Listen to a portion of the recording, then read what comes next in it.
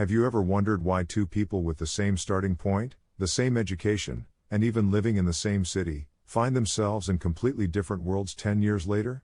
One struggles to pay off credit cards, counting the days until payday, while the other builds capital, travels, and seems to attract money like a magnet. It is commonly believed that it is a matter of luck, connections, or some secret knowledge. But neurolinguistics and cognitive psychology claim the opposite. The difference does not start in the wallet.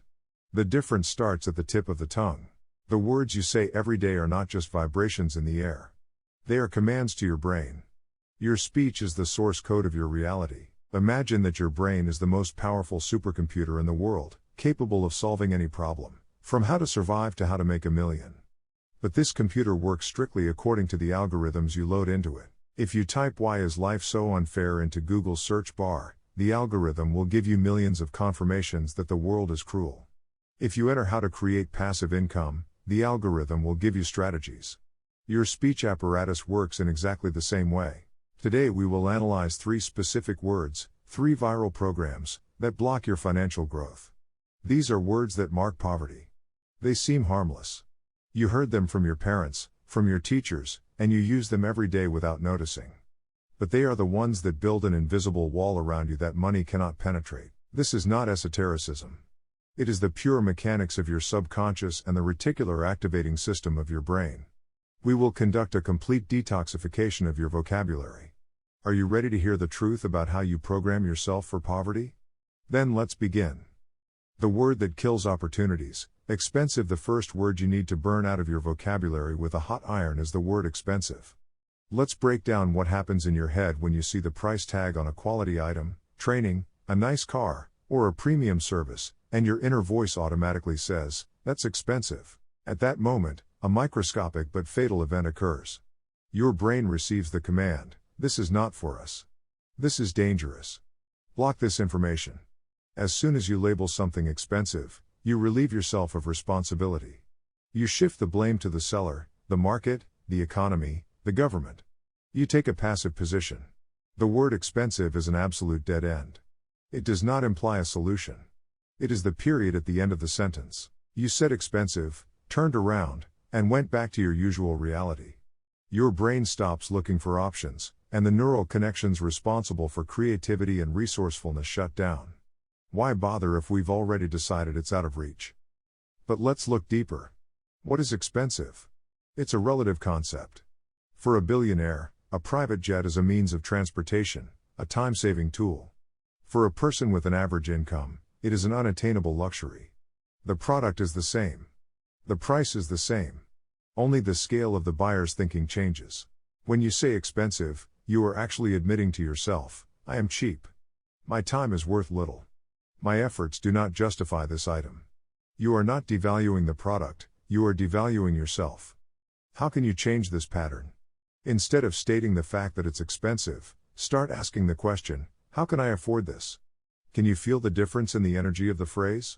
"It's expensive" is a victim statement. "How can I afford this?" is a task for a leader. When you ask a question, your brain wakes up. It begins to scan the space of possibilities. Maybe I need to improve my qualifications? Maybe find a new client? Maybe optimize expenses elsewhere? Maybe I should create an additional source of income? Instead of the word expensive, use the phrase, "Is it worth the money?" Move from the category of price to the category of value. Poor people are fixated on price. Rich people are fixated on value. Example, a professional development course costs $2,000. Poor mindset, "Oh no, that's 2 months of my salary. It's expensive." Rich mindset, "What value will it bring? If after this course I can increase my salary by 50% and recoup the $2,000 in 3 months, and then I'll be working in the black, then it's not expensive. It's profitable. It's an investment." The word expensive is a shield that poor people use to protect themselves from the pain of their failure. Remove that shield. Face the truth. If you can't buy something now, it's not expensive. It means, at the moment, I haven't earned enough to exchange my money for this value. And this is a temporary state that can be changed by shifting the question from "Why is it so expensive?"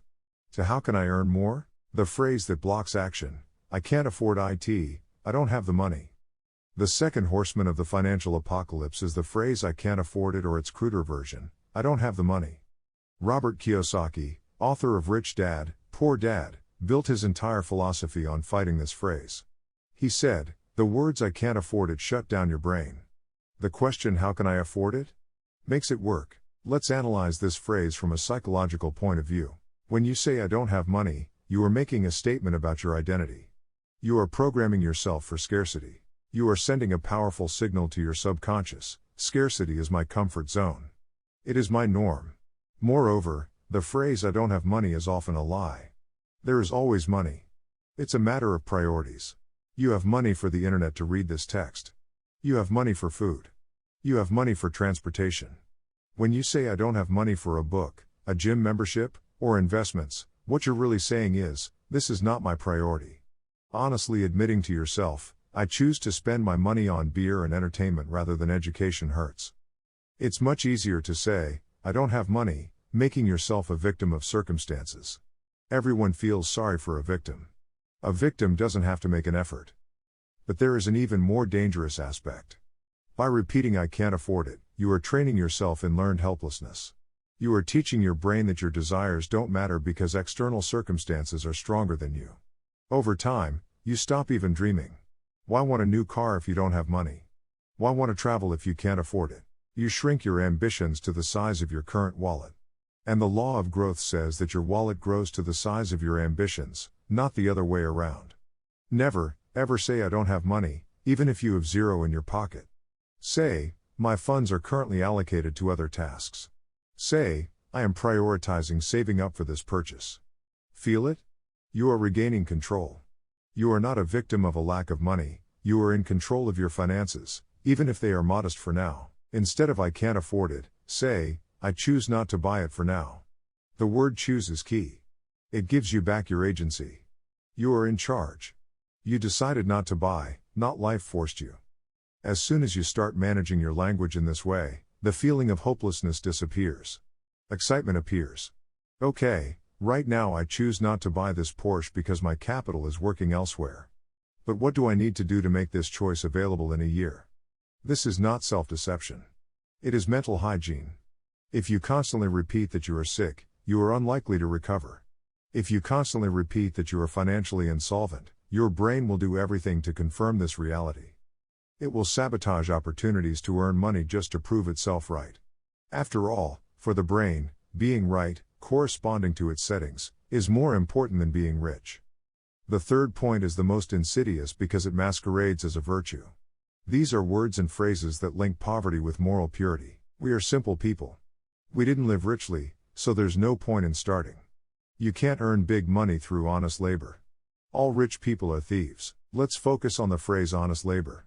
How often have you heard or perhaps said yourself, "Well, you can't earn a car like that through honest labor"? Think about the horror of this mindset. It creates a rigid neural connection. Money equals dishonesty, crime, evil. Poverty equals honesty, nobility, decency. If your deep programming includes the idea that I am a good, decent person and at the same time money is evil/dirty/deceptive, then your brain will never, under any circumstances, allow you to become rich. This is because, for your subconscious, becoming rich would mean becoming bad, a thief, or dishonest. And the basic human need is to consider oneself good. This is called cognitive dissonance. To avoid internal conflict, you will unconsciously get rid of money, refuse lucrative offers, and fail negotiations. You will do everything to remain an honest poor person. The phrase "simple person" also applies here. I'm just a simple worker. We are small people. These are words that shackle you. By calling yourself simple or small, you voluntarily give up your ambitions, influence, and scale.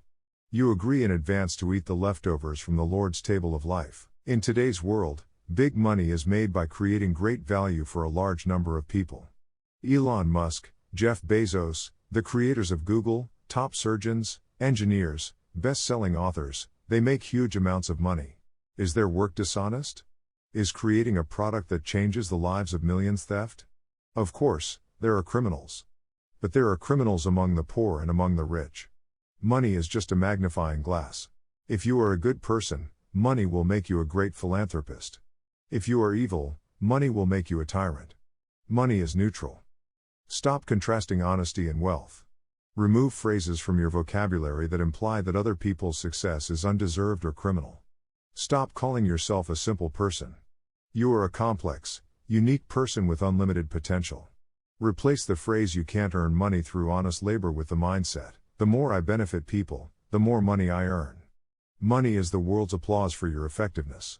Money is the equivalent of your usefulness to society. Instead of saying they stole it when you see an expensive house, say, "I wonder what value the owner of this house created that the market rewarded him so generously?" Learn to analyze rather than judge. Judgment blocks understanding. Analysis opens the way to repeating success. As long as you demonize wealth with your words, it will run away from you. You cannot attract what you despise. Love money as a tool for good, freedom, and creation. And reflect this in your speech. Replace dirty money with resource for development. I can't help but add a fourth word that, like rust, eats away at any endeavor. That word is "I'll try," or "I'll give it a shot." Will you meet your sales target this month? I'll try. Will you start saving 10% of your income? I'll try. Do you know what your brain hears? I'm not making a commitment. The word "I'll try" programs you for failure in advance. It leaves a loophole for retreat. If you don't do it, you can always say, "Well, I tried, but it didn't work out." In Star Wars, Master Yoda said, "Do or do not. There is no try." And this is a profound psychological truth. You can't try to get up from a chair. You either get up or you sit. When you say, "I'll try to get rich," you won't get rich. Because at the first obstacle, and there will be obstacles, you will give up with a clear conscience. Linguistic replacement. Replace "I'll try" with "I will." Replace "I'll try" with "I intend to." Or be honest and say, "I won't do it." Clarity of intention creates structure. Vagueness creates chaos.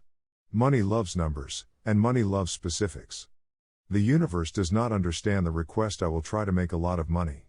The universe understands "I intend to make $10,000 by December 1st. Words have weight. The word "will" weighs a ton, it is monumental. The word "try" is lighter than a feather, it will be blown away by the first gust of trouble. We've covered the theory. Now let's move on to practice. Knowledge without application is dead. How can you physically change your speech and reprogram your brain? The problem is that these filler words have been living in us for decades. You say them automatically. Simply deciding not to say them is not enough. You need a control system. The rubber band method. This is an old but incredibly effective method of behavioral psychology. Put a regular rubber band on your wrist. Make a deal with yourself. For the next 7 days, I will track the words "it's expensive." No money. I can't afford it. You can't earn money by honest labor, and I'll try. Every time you catch yourself saying, or even thinking aloud, one of these words, pull the rubber band and snap it painfully against your wrist. Why the pain? The brain is a biological entity. It avoids pain and seeks pleasure. The snap of the rubber band creates negative reinforcement. Your subconscious will very quickly associate the use of words of poverty with physical discomfort. After a couple of days, you will notice that before you say "that's expensive," you will pause. A stop signal.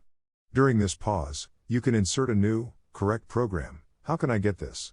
Turn on the voice recorder on your smartphone while talking to friends or colleagues, warn them if necessary, or just record your monologue about your life plans. Then listen to the recording. You will be horrified. You will hear how much your speech is filled with excuses, doubts, victimhood, and those very words that block you. We don't hear ourselves from the outside. The recording gives an objective picture. Write down all the negative phrases you hear. Opposite each one, write a translation into the language of wealth. Instead of "I hope they give me a bonus," write "I will do everything I can to get a bonus." Instead of "prices have gone up so much," write "my income must grow faster than inflation." Listen to what the people around you are saying. Linguistic viruses are contagious. If all your friends are constantly complaining, discussing how expensive everything is and how impossible it is to live, you will inevitably be infected by this. You are the arithmetic mean of the 5 people you interact with most often. This applies to both your income and your vocabulary. If you can't change your environment right now, start filtering the noise at least in your head. When a friend says, "We, ordinary people, can't get there," mentally say, "That's your reality, but not mine. I choose a different path." Don't argue, just don't accept this program. Let's summarize. Your income is not just the numbers in your bank account. It is a reflection of your thinking. And thinking is expressed in words. As long as you talk like a poor person, you will act like a poor person and get the results of a poor person. The circle will close. You can only break this circle by changing the source code, your speech. Remove "it's expensive." Replace it with "how can I earn money for this?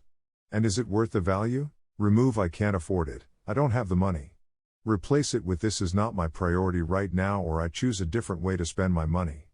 Remove "honest labor, ordinary person." Replace it with "money as a measure of usefulness and awareness of your uniqueness." It seems simple. What's the big deal about changing words?